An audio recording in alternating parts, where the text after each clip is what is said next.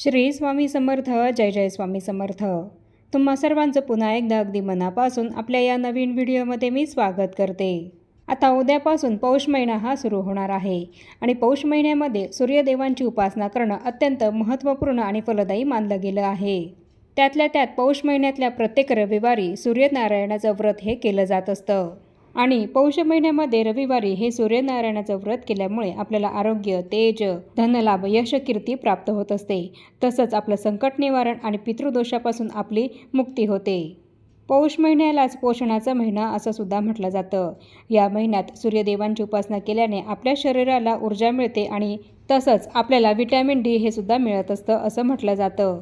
पौष महिन्यामध्ये सूर्यदेव आपल्याला 11,000 किरणांसह ऊर्जा देत असतात. त्यामुळे या काळामध्ये जर आपण सूर्यदेवांची पूजा केली तर यामुळे आपल्याला उत्तम आरोग्य प्राप्त होते. आपले आरोग्य हे चांगले राहते आणि वर्षभर समृद्धी आपल्याला मिळत असते. पौष महिन्यामध्ये सूर्यनारायणाचं व्रत केल्याने आपल्याला अनेक फायदे होत असतात. आरोग्य, तेज आणि दीर्घायुष्य आपल्याला प्राप्त होतं. तसंच आपला आत्मविश्वास वाढतो आणि आपली नेतृत्व क्षमतासुद्धा सुधारते. आपल्याला धनलाभ होतो. आपल्यावर येणारी संकटं टळतात आणि आपल्या घरामध्ये सुख समृद्धी येते. आपला पितृदोष शांत होतो आणि आपल्या पूर्वजांचा सुद्धा आशीर्वाद आपल्याला मिळत असतो.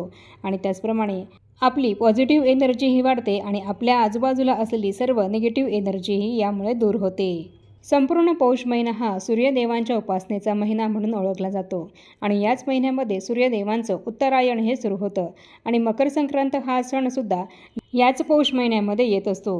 सूर्यदेवांप्रमाणेच आपल्याला सुद्धा अलौकिकतेचे प्राप्त व्हावं, आपला भाग्योदय व्हावा, आपल्याला सौभाग्य प्राप्ती व्हावी, संतान सुख लाभावं, उत्तम आरोग्य मिळावं आणि सर्वात महत्त्वाचं म्हणजे आपल्यामध्ये आत्मविश्वास हा जागृत व्हावा, यासाठी पौष महिन्यामध्ये दर रविवारी सूर्यनारायणाचं व्रत हे केलं जातं.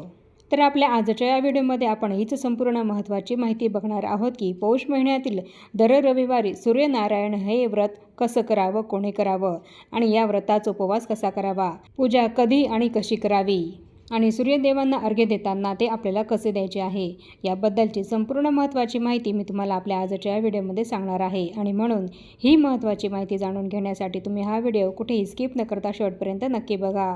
तर पौष महिन्यामध्ये रविवारी सूर्यनारायणाचं व्रत हे अगदी कोणीही करू शकतं. महिला असो, पुरुष असो किंवा कुमारिका, सवाष्ण, विधवा किंवा गरोदर महिला यासुद्धा हे व्रत करू शकतात. ज्या व्यक्तींना या व्रताचे नियम पाळणं शक्य आहे तर अशा सर्व व्यक्ती हे व्रत करू शकतात.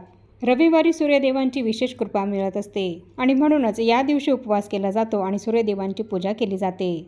आपल्या हिंदू धर्मग्रंथांनुसार पौष महिन्यामध्ये रविवारी उपवास केल्याने आणि सूर्यदेवांची पूजा केल्याने आपल्या पूर्वजन्मातील पापांचे क्षालन होते. आपल्या आयुष्यातील सर्व अडचणी, अडथळे, कर्ज आणि आजारपण हे दूर होण्यास मदत होते आणि आपण केलेल्या या पूजेने सूर्यदेव प्रसन्न झाल्याने आपल्या नशिबामध्ये उजेड येतो. सूर्यदेवांच्या तेजाप्रमाणेच आपलं नशीबसुद्धा चमकू लागतं. पौष महिन्यामध्ये सूर्यदेवाला अर्घ्य देणं आणि उपवास करणं यामुळे आपल्या घरात अन्नधान्य आणि धनसंपत्ती यांची बरकत राहते आणि म्हणूनच पौष महिन्यामध्ये दर रविवारी सूर्यनारायण व्रत हे केलं जातं. तर आता उद्याच रविवारी 21 डिसेंबर रोजीच पहिला पौष महिन्यातला रविवार आहे आणि त्यामुळे तुम्हालाही जर हे व्रत करायचं असेल तर तुम्ही हे व्रत उद्या करू शकतात.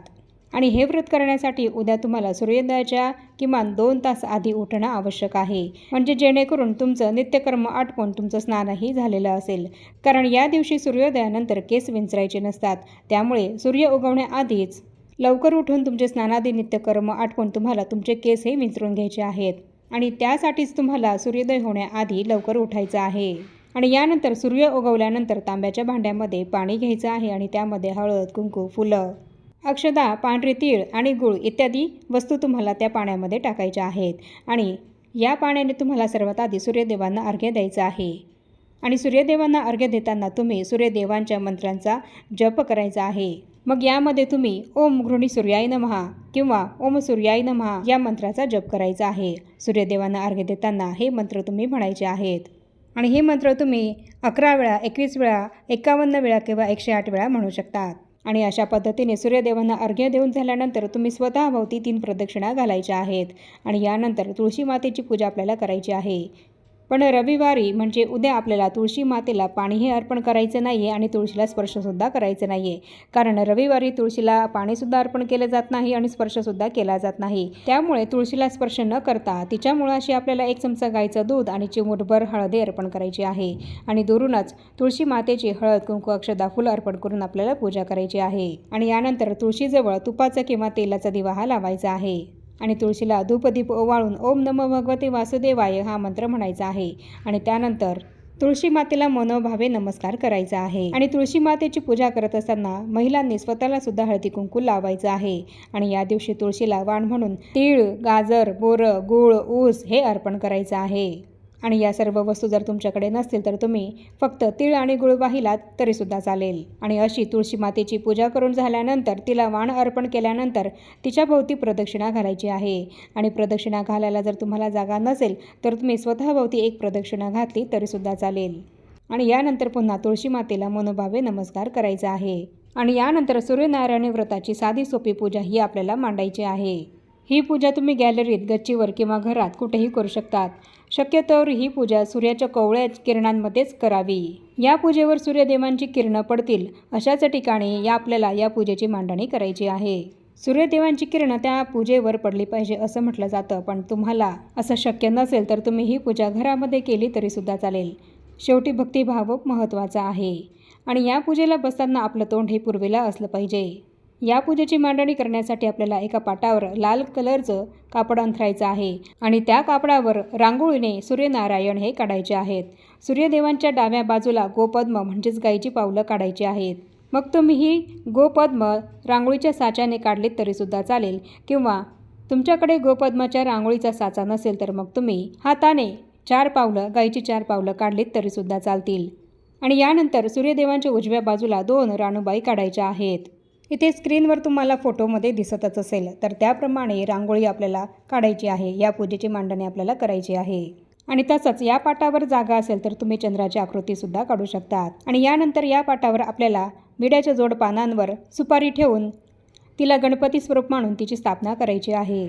या पूजेमध्ये सर्वात महत्त्वाचं आणि मुख्य आहे ते म्हणजे सूर्यदेव, राणूबाई आणि गोपद्म असणं आवश्यक आहे. त्याचप्रमाणे कथेमध्ये सांगितल्याप्रमाणे लाल पिवळा धागा 6 गाठी मारून ठेवायचा आहे. या 6 गाठी कशाच्या आहेत तर सोमवार ते शनिवार यांचं प्रतीक म्हणून या 6 गाठी या धाग्याला मारायच्या आहेत.